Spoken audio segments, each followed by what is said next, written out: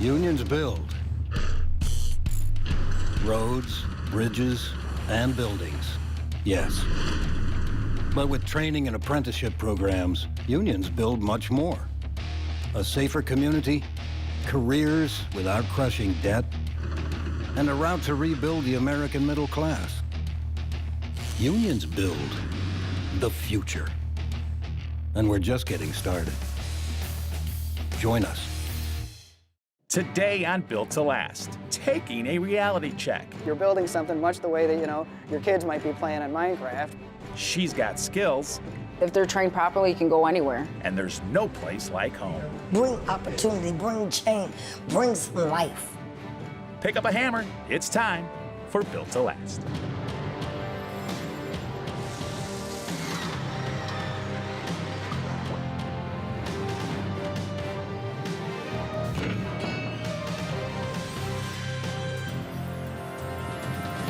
Built to Last is brought to you by the Chicago Regional Council of Carpenters Labor and Management Committee and Armstrong Ceilings. Faster, easier, better. Welcome to Built to Last. I'm Monica Peterson. And I'm Mark Nilsson. We're here at the Chicago Regional Council of Carpenters Apprenticeship and Training Center, where the apprentice carpenters learn to build a wide array of structures. Perhaps nothing they build, though, means as much to people as homes. Whether it's through using state-of-the-art technology or by creating a more diverse workforce, skilled labor is constantly striving to make its ranks more robust. But they don't only look inwards. Tradesmen and women are also active and giving back to their communities as well. More on that later. Our first story shines light on phase one of the revitalization of an historic piece of Chicago real estate. When complete, it will provide housing to people from a range of income levels as it becomes a vibrant and attractive community within the city. The Julia C. Lathrop homes sit on 35.5 acres of prime riverfront property. Constructed by the Public Works Administration in 1937, they mark Chicago's first venture into public housing. It was coming out of a time through the Public Works Administration when the country was really making a strong effort to create good quality, affordable housing. Back then it was more transitional housing. You're in there, you do what you need to do, you moved out. There was no social, education, libraries, or anything like that. I'm a long-time Lathrop resident. I've been living here 36 years in the same unit. As the Chicago Housing Authority developed more properties over the next decades, their location and composition reflected government policies that encouraged segregation. Let's be for real, black and brown people they didn't want to be in the North, and people in the North didn't want them to be in there. When urban renewal raised so-called blighted neighborhoods in the 50s, it created the need for permanent housing for the people it displaced and ushered in the age of high-rise public housing. Back then, we accepted anything because we were so giddy because we got housing, subsidized housing. A lot of us mothers used to meet together here in Lathrop at the playground with our children, and we would get to talking. We were faced with a lot of disparity, walls falling apart, apartments flooding. We were supposed to have these services, and we were not receiving them. Lathrop was totally public housing, okay? And so you had social services that you couldn't meet because of the demand and the funding that we did not have, and so everyone was struggling. In 1968, the federal government stopped funding high-rise buildings for family housing. CHA's focus turned to low-rise, scattered site housing. CHA and my colleagues across the country, we don't build monstrosities anymore. We found that we could not manage a family development in those types of settings. Desegregating neighborhoods, but making neighborhoods better so they'd have opportunities and feel like everyone else in the community. At Lathrop, we're able to connect the surrounding communities. We wanted to connect and at the same time bring opportunity, bring change, bring some life. Everything was quite different back then. How you come through the door, how do you come into your unit, the furniture, the way the floor plan was and so forth. The bedrooms didn't have, aesthetically, they just didn't look inviting. They had the same outdated stoves. They're going to put 2 pots on there. At one time, the oven was real small and so forth. This makes it make more sense.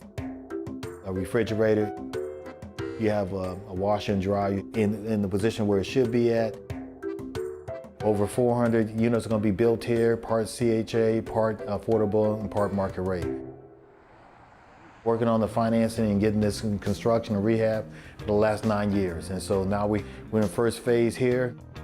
As the carpenters are seeing people move in, I hope they listen and I hope they hear just how happy people are. I think they're going to be overjoyed because we've had another project similar to this one and it's been the same results. They love it when they come in and they see the new renovated projects. I saw carpentry in the ad and I kind of thought that I would be doing cabinets. And I liked it. I liked the tools, I liked the freedom, and I liked the challenge. People from the south side, the west side, and the central part of town all want to be able to participate in what we build and what we do.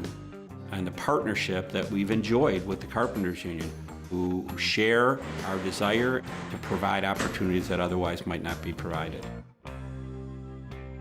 Half the reason that I thought this was so neat was all of the green space that they're planning on building in this kind of courtyard environment where hopefully it will create opportunities for shared space. The landscaping here, it was actually designed by Jen Jensen in 1938, and we're complying to a lot of historical requirements to bring it back to the true original state it was in. There's about a quarter mile of river walk work going on, and a new bridge, a new pedestrian bridge that actually jets out over the Chicago River underneath the Diversity Bridge and comes back onto the south side of the property. Between the Great Lawn, the river walk, the dog parks that are going on in here, it's gonna be truly something special. I still can't believe this is my home that's being changed like this. It feels like the right way to go about starting neighborhoods or trying to reinvigorate neighborhoods. Related, CHA, the staff, the city, and also the state, that we put this together and we put our best foot forward to make this development look as good as it does now. You knock all these things down, you take the heart out of a neighborhood. We want to rehab it, it's historical. That's what I love about Lathrop Homes. It's the diversity, it's the kindness of the heart of the people. When you have that, you got everything. Going out and doing inspections or quality reports, we can actually overlay the model in a headset, so as you walk around on the job site, you can see what's been installed. At Armstrong Ceiling and Wall Solutions, we take great pride in making a positive difference in the lives of people. With the broadest portfolio in the industry and the technical performance to back it up, you can design and install with confidence. Our ceiling construction expertise, training, and pre-engineered ceiling solutions make it easy for you to seamlessly transition from one end of the building to the other. Improve construction efficiencies and keep every job on time, on budget, and on the mark with Armstrong Ceiling and Wall Solutions. Faster, easier, better. When you need a concrete contractor for your commercial project, you can't waste time waiting through countless unproven contractors who don't specialize in the job type you need or service your area. ConcreteIL.com lets you browse Northern Illinois' top contractors to find the perfect fit for your exact needs. You can filter our vetted list of contractors by both job type and location, and even request proposals directly through the site. Thinking commercial concrete? Think ConcreteIL.com. From bridges and trains to iconic high-rises, have you ever wondered who's powering Chicago? Unlike our sports heroes, they go unnoticed. Yet they proudly keep our businesses, homes, and great city running. IBEW Local 134 electricians and the electrical contractors have the experience, training, and reliability to keep Chicago open for business.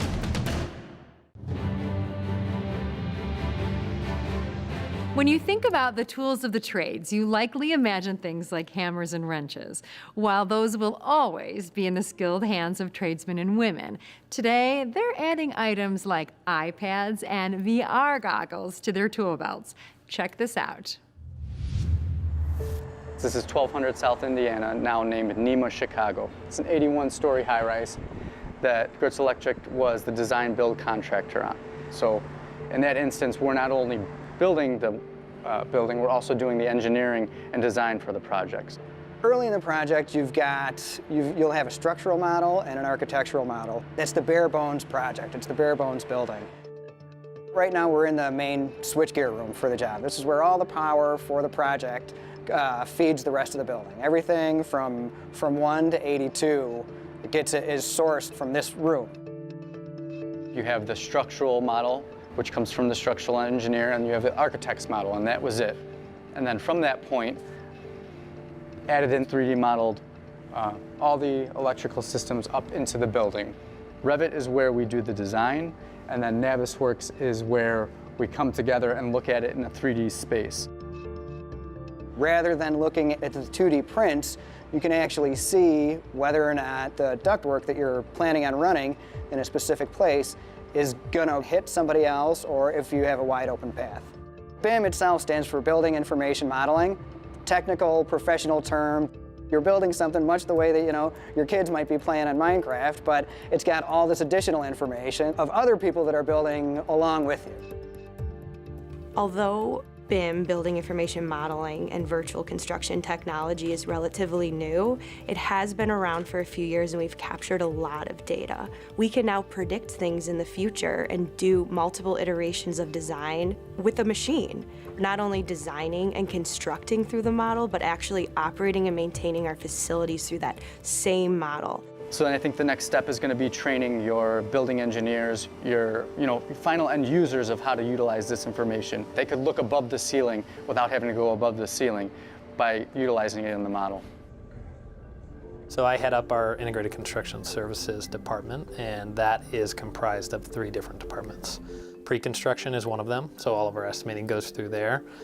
High performance is another department within there, and virtual design and construction is the 3rd department. The next step of that is virtual reality is kind of how it started, but now we've got these augmented reality devices. So the Microsoft HoloLens, what we're going to see is the ability to create 3D models in a program called Revit, load those into the augmented reality HoloLens device, and you'll see what you're supposed to build in front of you by putting on these lenses. Some examples of that is we look at underground utilities on a project. When we're digging in the ground, this could produce an unsafe condition if you do not know what's underground.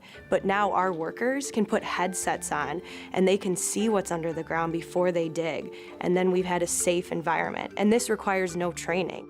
Additionally, when we're going out and doing inspections or quality reports, we can actually overlay the model in a headset. So as you walk around on the job site, you can see what's been installed and also see the models overlaid. So you can catch quality defects early or plan for the future as well without the use of drawings. This project was already actually out of the ground going up, pouring concrete, and they were still making changes. So if you're able to go into the model and look at a route or look at what your limitations will be. We could have a project manager that makes a change in the office and then pushing that information out to the iPads in the field, up to our guys doing the install the same day. I do all the units, so if we have any changes that occur in the units, if there's outlets or switches that have to be relocated, any lighting that has to be relocated, that stuff gets all updated on my iPad. I just click on it and it gives me all the information on what got updated, what my new dimensions are. It's pretty cool. The best part is just being able to be more productive in your workplace. I also teach at the IBEW NECA Technical Institute. So I teach to apprentices and journeymen. We're training in Bluebeam, Navisworks, Revit, Dropbox, the file sharing systems, so that we can utilize the information that's getting pushed to us. We have a dedicated team of CAD operators, BIM coordinators, and field electricians who are all trained in this technology, and thereby make sure that the install gets done right the first time. You never really think that if, as an electrician, your career would be impacted by the tech boom that we've seen in the last 10 or 12 years. And, here I am. So it is a pretty cool feeling. So not only is it a savings to the owner and Gertz Electric to make sure our stuff is represented correctly and gets installed, but all of the trades work together to make sure all of the building systems work together and then get installed right the first time. Early LiDAR, light detection and ranging technology, employed in BIM, was used by Apollo 15 astronauts to map the surface of the moon. The other wonderful thing about the trades is they're going to pay for your school. So it's the kind of thing you're able to do while you have financial responsibilities. Keeping restaurants and hotels up to date with the latest design trends is a constant challenge. Finding qualified contractors isn't at finishingchicago.com. We work with top designers and general contractors who use the latest painting, drywall finishing, and wall covering techniques in Chicagoland's premier hotels and restaurants. The hospitality industry relies on finishingchicago.com as its free resource to find quality finishing contractors. For a great finish, start with finishingchicago.com. 24/7, IBEW Local 9 linemen are there protecting you and your family. From the moment you wake up with a power in your home, on your way to work, lighting the way and easing congestion, plus keeping you safe with traffic lights and cameras. So the next time you're at a stoplight, pass under a power line, or just pull into your brightly lit neighborhood, think of your friends at IBEW Local 9. We'll continue to light the way for you. Meet us online at IBEW9.org. Roadblocks are common on just about everyone's career path, but that isn't stopping a group of women who, with the determination of Rosie the Riveter, are knocking down these blockades and opening the road to success for women interested in a career in the trades. I wanted to work for a women's empowerment organization, and at that time, I was an avid hobby carpenter. And when I heard about Chicago Women in Trades, I'm like, oh yeah, that's perfect. So I've been here for 18 years, and I can't leave or die until we make a little more progress. I started my career in 1980 as an elevator constructor, but I also began it with an employer who said to me, you don't really want to do this job. This isn't a great job for a girl to do. It's too dangerous. It's too dirty. You're not going to like it. I kept saying, yes, I do. Yes, I can. Yes, I will. But I managed to connect with a group of women carpenters. We thought we really need to create a tradeswomen's organization, and that's how Chicago Women in Trades was formed. That eventually led to the development of the Technical Opportunities Program, which is our pre-apprenticeship program, which started in 1987. We do hands-on experience in carpentry, electrical, plumbing and pipe fitting, sheet metal, painting and drywall finishing, and they usually do it through a field trip to that apprenticeship school. So they get to meet those people, build their confidence a little bit, and they get to experience the different trades, and they can really see, oh, I like this. A lot of women like a job where you can see the result of your effort. If you wire up a house, turn on the switch and the lights come on, you did a good job. The heart of Chicago Women in Trades has been a dual focus to build women's capacity to be competitive candidates, but at the same time to keep the pressure on contractors, apprenticeship programs, and unions to open the doors. We are very happy to have the support both of the District Council 14, the union, and the finishing trades. And District Council 14 has a great women's committee. The Women's Committee on Organizing DC-14 Painters was formed under the help of Chicago Women in Trades. To get into the program, you need to have a letter of intent to hire from a contractor. Contractors need to hire more women and people of color. You have the best candidates out there. If somebody wants to be a union painter, okay, let's bring them in. Finishing Chicago especially thought that by bringing the contractors here to see the program, we could open their eyes about the opportunities that were available to hire qualified women out of this program. I mean, it's a proven fact that the more diversified your workforce is, the more diversified your team is, the more productive it is. And we did diversity workforce training for our contractors earlier this year, showing them the importance of diversifying their workforce. And so this is now a practical step that we want to put in to accomplish our goals of becoming more diversified in the finishing industries. And I can speak for the contractors. I plan to be a journeyman woman in the next 4 years.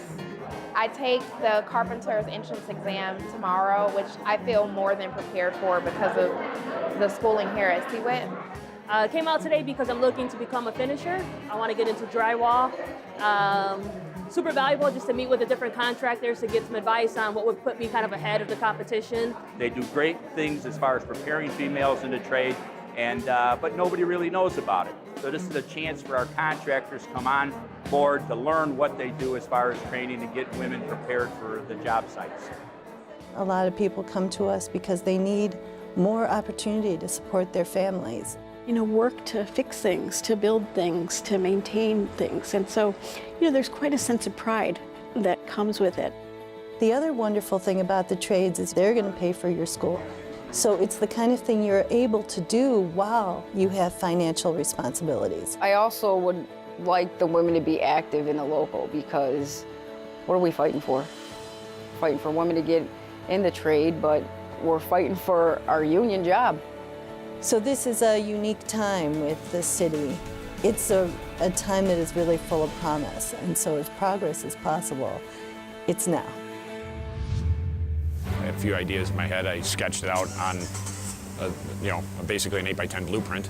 To approach the city of Carpentersville, told them what our intentions were with the Owens family. When you have plumbing issues in your home, it can disrupt your whole routine. At Plumbers 911, we connect you with a highly experienced plumber in 5 minutes or less. We call it our 5-minute promise. All of our expert plumbers are highly trained, background checked, licensed, and insured, so you can feel confident that your job will be done right the first time. Our phones are open 24/7 to help solve your problem, day or night, at 1-833-PLUM-911. Plumbers 911, your plumbing connection. We are DeWalt. We're the ones who grind it out. The ones using materials from all over the world to build the things that build America right here in America. And there's no place we'd rather be. Land of the free, tools of the brave. This is a team. It's made up of different players, positions, skills, talented, sure, but on their own? Because every team needs a coach, someone who makes things work together. That's how Lesset works. We're coaches in the construction industry, bringing together laborers and management, unions and contractor associations. Our work leads to safer, stronger construction, which is a win for us all.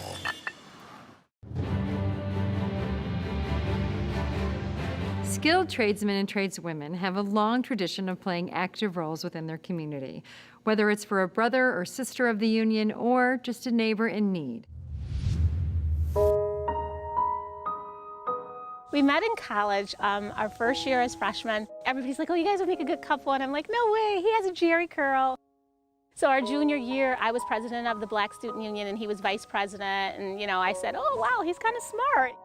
So they married and settled in a Chicago suburb called, of all things, Carpentersville. Melanie became a teacher, and I'm a senior financial analyst for Quest Diagnostics. We've been together for 27 years now.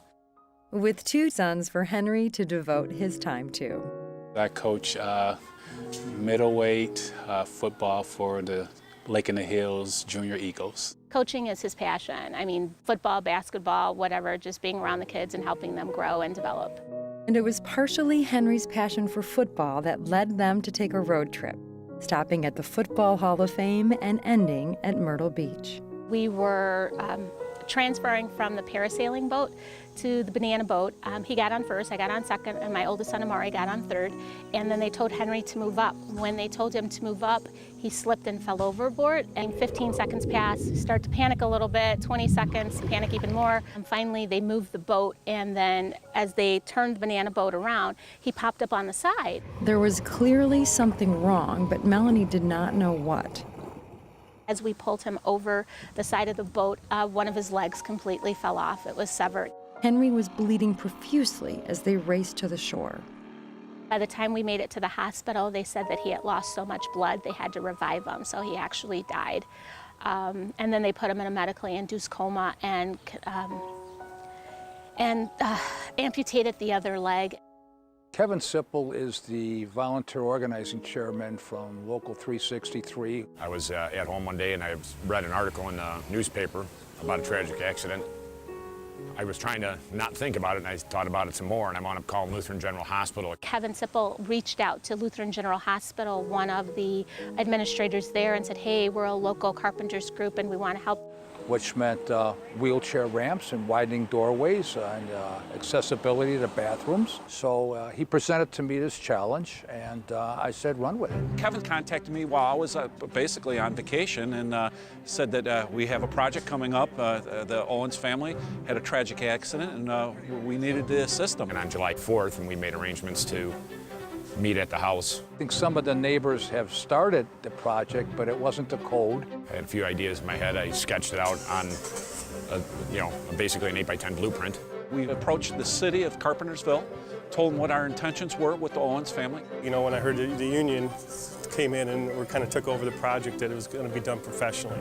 They got on board.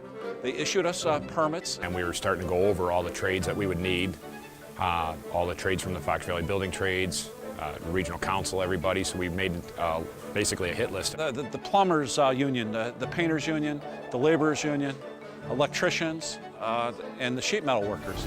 In addition to the trade unions, suppliers jumped in and donated the necessary materials to support the construction efforts. We'd basically repaired the landing area, the downward ramp after the switchback.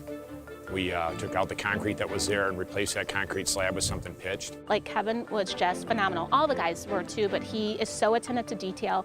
And, you know, it was such a tough time for my boys. He would, like, bring them, get them involved in the job, you know, put on the glasses, let them help frame, let them help, like, you know, nail some things. Inside the house, we want to pitch in the floor so he can get the wheelchair over the threshold. PFIA was contacted by the carpenters to furnish and install new flooring that would be suitable for use here. I have to give it to my wife for letting me have the opportunity to destroy her office to make it into a bedroom for me. And we attached the bathroom to that bedroom that was an existing powder room and closet. He can roll into the shower now and, you know, not have a problem. Normally would have been a 3, maybe even a 4-day process, but speed was of the essence and to get Mr. Owens home. I mean, the accident happened less than, what, now 6 weeks ago? All this is just surreal because now I can actually stay on the first floor and be comfortable and be independent. Thank you is never going to be enough. We know the boys, we know Melanie, we know Hank. It felt great going through the project. It felt great working with the family. And you could see, even during construction, that it was going to be something that he could use. You know, everybody who did what they did it because they felt it was the right thing to do. They needed us, and we needed them. It is part of being a union member. That's all for this episode of Built to Last. Be sure to check us out on Twitter, Facebook, and Instagram. Hey, Monica, did you hear the one about the roof? Yeah, but I was sure that one would be over your head. Boom. Ouch. Really?